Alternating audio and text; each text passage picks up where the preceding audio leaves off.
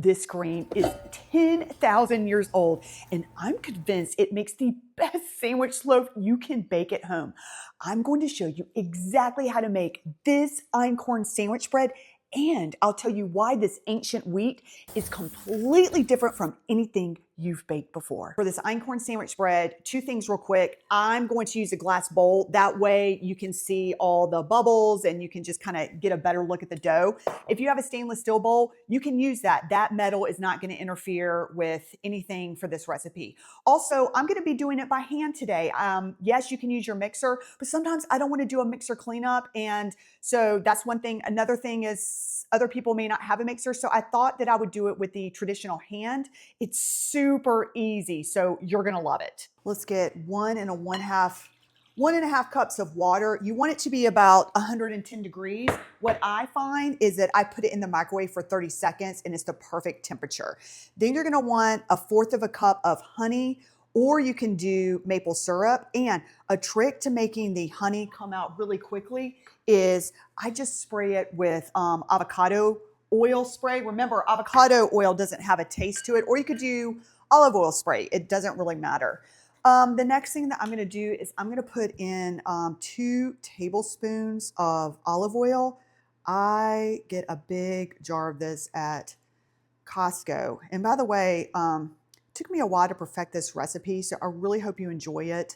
I told somebody else in another comment that I gave this to my kids and they each of them ate 2 huge slices. They were like, "Mama, this is the most moist, delicious bread." They're like, "Make it again." Okay, so then I do 2 teaspoons of active dry yeast, 2 teaspoons. And now, by the way, I keep mine in the refrigerator. You can keep it in the fridge or the freezer. That will make it last a long time. And then what I'm going to do is I'm going to add half of the flour. So I'm going to do 2.5 cups in here. And this is, I've already fresh milled the einkorn flour, 1 cup. And hold on. I've got the Wonder Mill, so I fresh mill it. 2 cups and then 1/2 cup. Hold on 1 second. And then 1/2 cup. And if you have been on this channel for a while, you know how much I do everything fresh milled. The reason why is the fresh milled flour is going to have the most nutrients in it because the nutrients start to go down once you mill it. So you've got about 3 hours to use your flour. And so I usually fresh mill it, not usually, this is what I do. I fresh mill it and then I immediately use it in a recipe. Whenever I have flour left over, I put it in the fridge to retain those nutrients. Okay, so this right now, what I'm going to do is I am going to just let it have time to hydrate. This is going to help with the flavor of it. And, I don't want to overmix it. Basically, I just want it to become incorporated so that I don't have any more flour left. And then what I'm going to do is I'm going to cover it with a shower cap. I get a whole bunch of these on Amazon. I love it because this is going to keep it moist, and I use shower caps all the time because it prevents it from drying out and getting that little crust on top. Oh, I did want to mention, I forgot that this also gives time for the yeast to bloom, time for it to activate. So you need to let it sit for 10 minutes before we go on to the next step. While we're letting our dough rest, I quickly wanted to tell you a little bit about why and how I perfected this recipe. I intentionally put that amount of honey in there because when you taste this sandwich, this einkorn sandwich bread, you are going to love the flavor. That honey balances out that, that really earthy, robust flavor. And it's just, the flavor combination is so delicious. So I encourage you to try it with the recipe that I am sharing with you. However, you can always, if you're like, "No, Ashley, I'm watching my sugar," or whatever, then you don't have to. You can reduce the sugar to 2 tablespoons if you want to. The other thing that I really want to encourage you to get are these cast iron bread pans. I bought 2 of them. I'll link the ones that I got in the description below. You could get 1, but I chose 2, and let me tell you why. You're going to see in a little bit, I've got a secret trick for you. I'm so excited to share about how to get that oven spring, about how to, if you notice that the in my video, my sandwich, Einkorn sandwich bread is risen, right? And Einkorn has, oh, that's our timer. I gotta hurry up for our dough. But Einkorn has like a weaker gluten structure, so it doesn't, you gotta help it rise. So I've got a tip for that. Also, I just, on this channel, I'm always talking about like health stuff, like why I freshly milled the flour. I mean, it's got the 40 out of the 44 essential nutrients that you need, and it's got the bran germ and the endosperm. And it's just so important. Well, I just want to encourage you to get the cast iron loaf pans because guess what?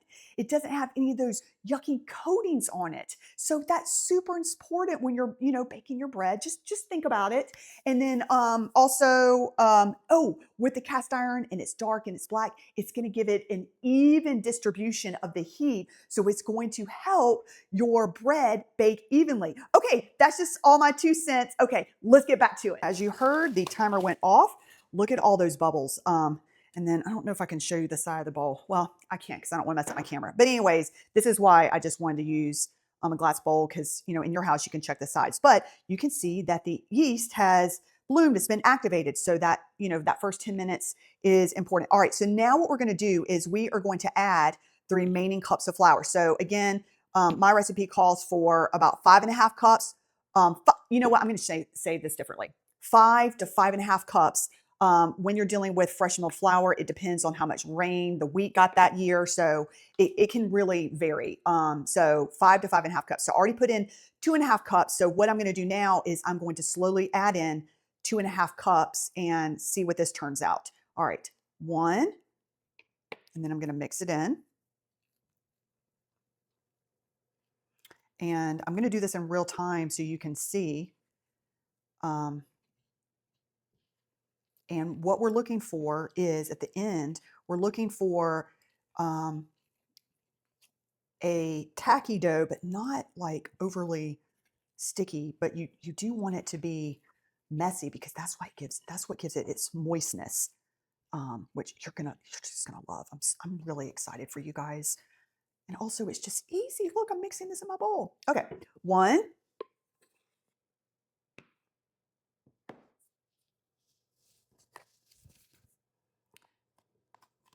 And this is my second one. I'm going to do it a 1/2 cup at a time. And if I can encourage you, believe me, I've tried it all. That's why I get really excited to show you how to do these things because I I have made so many mistakes. And so that's why I was like, I'm going to start my own YouTube channel to show people what not to do based off my learning. And so what not to do is you don't want to mix this with your hands. I love the spatula method because I've got this spatula and then I've got this other one, which you'll see in a minute. Again, I'm still working on this second one.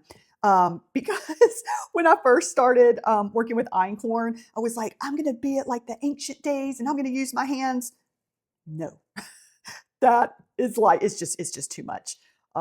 And even like mixing it without a mixer, like you're doing good to do that. So, but yeah, I wanted to show y'all how to do it without a mixer because like I said at the intro, sometimes, maybe your mixer is busy doing something else, so you just don't want to get it out and clean it. That's really, how I feel a lot of times. It just feels like less daunting when you don't have to get all the equipment out and you just need some bread that you can like plop in.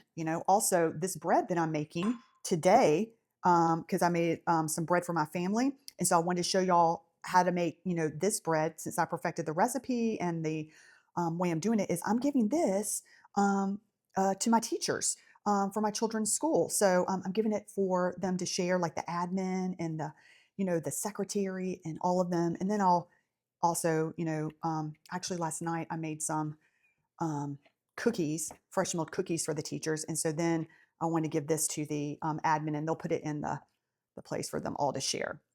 So that's just another thought is that when you're making this bread, it's just a really nice thing to also do for others because, this is a skill and, you find that people like really appreciate it and it's good for them. So you're doing something that's really, really good for people. Okay. Now I'm going to add a 1/2 cup in a second, but I want to sprinkle in a teaspoon of salt.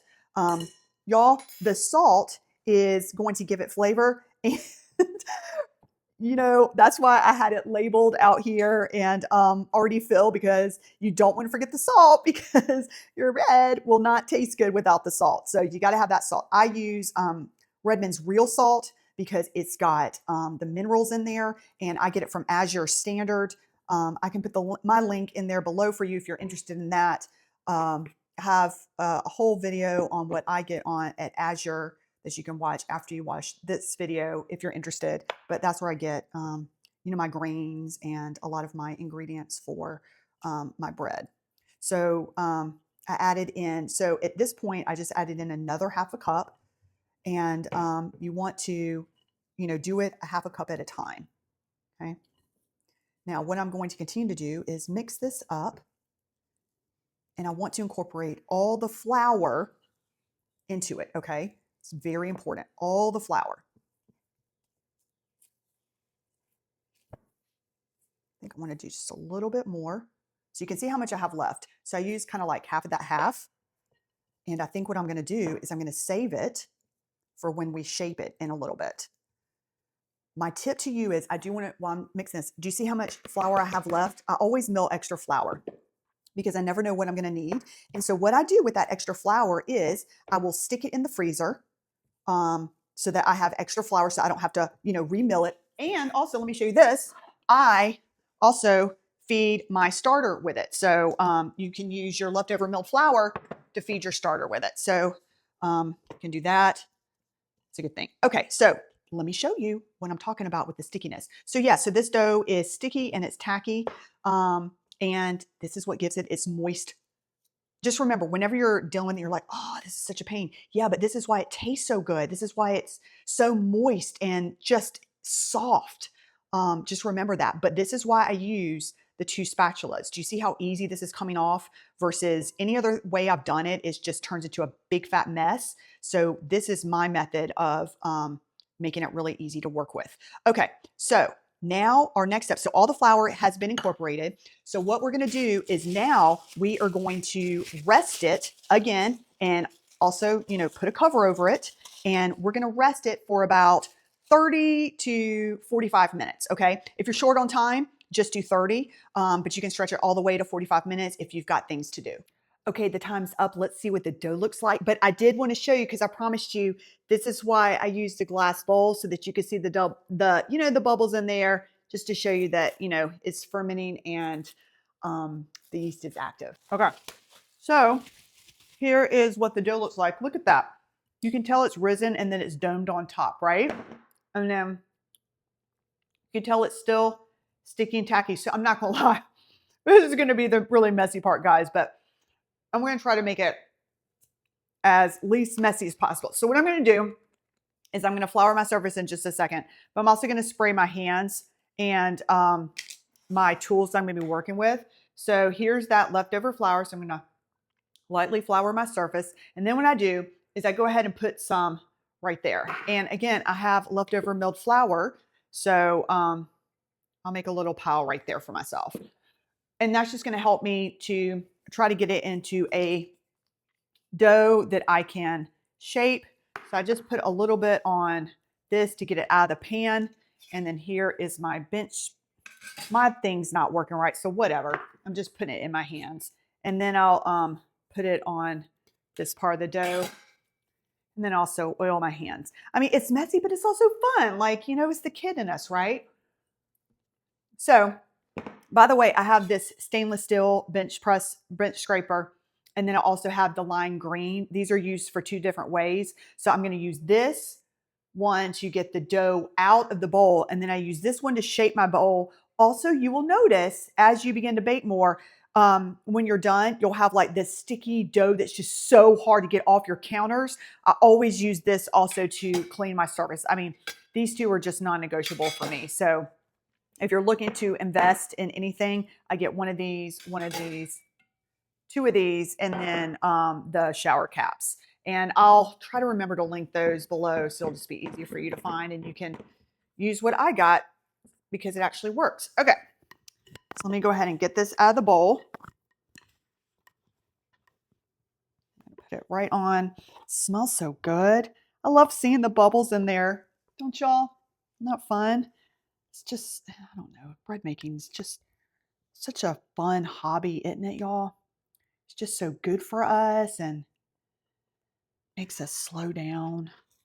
And I love making it for my family, but I also love blessing others with it as well. Blessing my mom with it.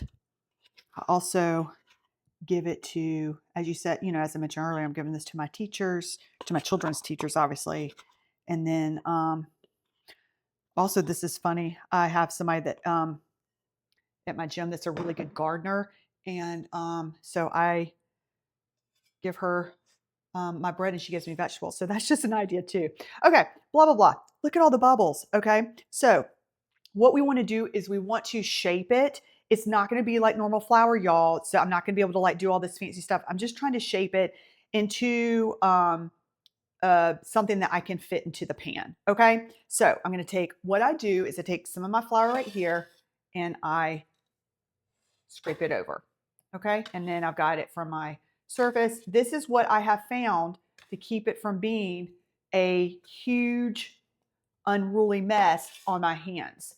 Okay, this is the method that after tons of experimentation and lots of messes, I have found that works really, really well. And again, my hands are oiled, so it just helps put it together. And then when it gets sticky, that's where you use your tools, right?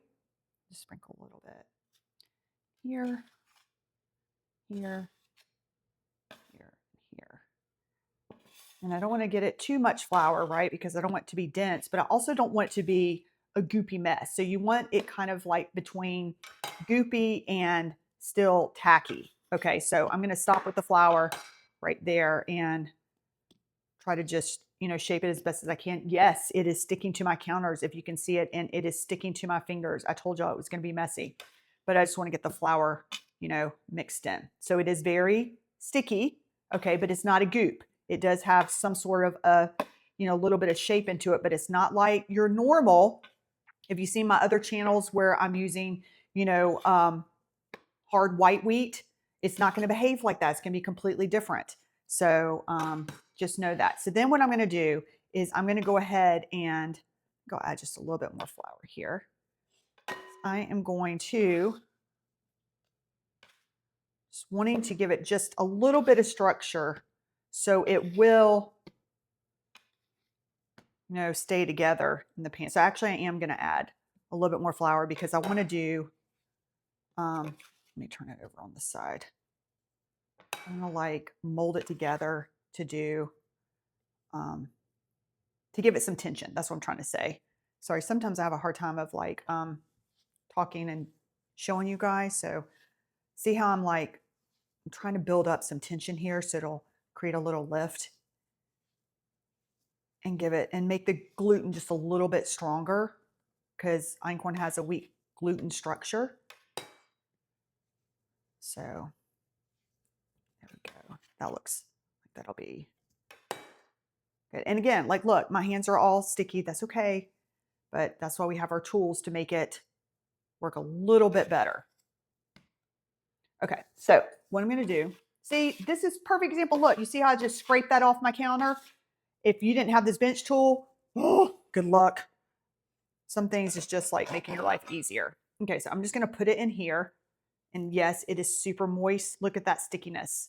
But this is what makes it such a moist, soft bread. I know it looks like a big, junky pile right now, but it's going to turn out so good. I promise. Just wash my hands real quick. I want to just put a little bit of olive oil on my spatula just to kind of pat it down to make it look all even on top. And what I'm going to do now is, and by the way, I greased up this cast iron pan really well so that it won't stick when it comes out of the oven. And here's what I want to explain.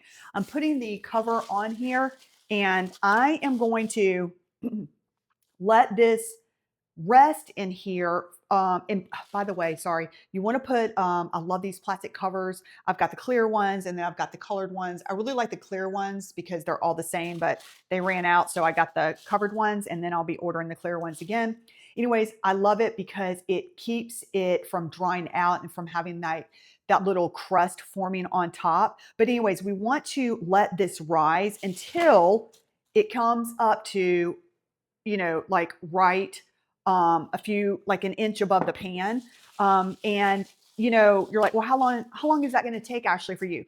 It depends on your kitchen. So my kitchen's cold today, so it may take 2 hours. What I'm going to do is I'm going to turn on my fire and I'm going to sit it near it. Don't sit it there.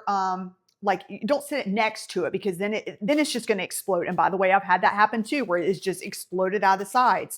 So when I made this for my kids yesterday, I put it near the fire and I let it rise for about 1 hour. So it really just depends on your kitchen, and it could go up to 2 hours. But I'm going to see if I can get this done in 1 hour so I can get it done before I pick up my kids from school. I did want to mention, don't let it get too hot. Like, I don't let it get above 72, so I move it when it starts to creep up that high. I want to show you what my bread looks like. See, I got it just right at the edge. You can see it's bubbly on top. Now this is the part where we got to move fast. My oven has been preheating at 450 with the other loaf pan on top. So what I'm going to do, this is my trick, y'all. I'm taking this hot loaf pan out. I'm placing it right on top of my other loaf pan. And now I'm putting this in the oven.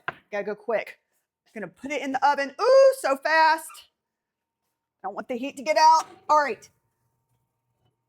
Boom. All right, I kind of slipped on the top a little bit. I hope that doesn't affect it, but whatever. Okay. Whew. Now, what I'm gonna take y'all with me. Now, this is the most important part is I am going to change it to 350 and I am going to set my timer for 35 minutes. Okay, so this was that trick that I was talking about with the 2 loaf pans, is if you heat it up, the top loaf pan in the oven at 450, and it's going to get hot, hot, hot. So then when you put it on top of your the other loaf pan and you stick it in the oven, it's going to give that oven spring, which is going to help it rise more. So we're going to check this at 35 minutes and go from there. I'm so excited. Okay, the timer just beat. So we are going to get it out of the oven and I am going to show you what it looks like. I'm so excited. Moment of reveal. Ooh, can you see that? Oh, that's so pretty. Look at that golden buttery color. Oh my gosh, it's beautiful. Okay, now let's go ahead and test it. I'm gonna put it right in the side because you want to be, you want to be at least 200 degrees so that you know it's done. So what I'm gonna do is I am going to, here's my secret. I'm going to keep it in this cast iron pan, just like this, for 10 minutes. And while it's in there, I am going to rub it with butter.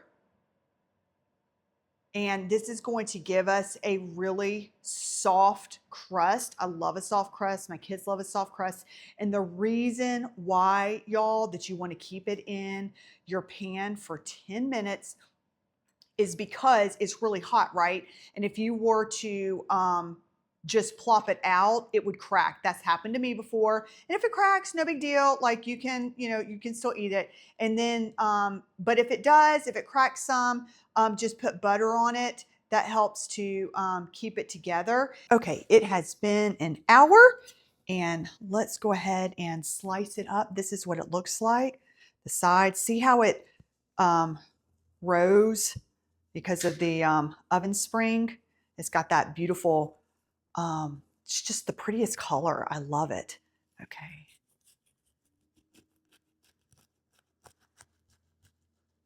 Slicing into it. Let's see what this looks like. Oh, that is so beautiful. Do you see that? That is really pretty.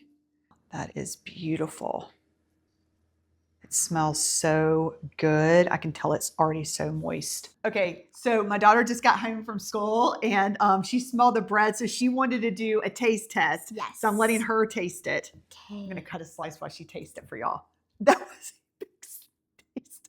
Okay. That is so good. I Okay. love it. Do you love it? Is it? Mhm. Do you think it's moist or dry? Moist. Okay. Mhm. All right, so I'm gonna go ahead and taste some too. And one thing I love about einkorn and fresh milled flour is that this is going to keep her full. It's just such a great afternoon snack, by the way, if you have children or grandchildren, or for Really, yourself. It keeps it's you so full good. long. It's really, really good. Mm-hmm.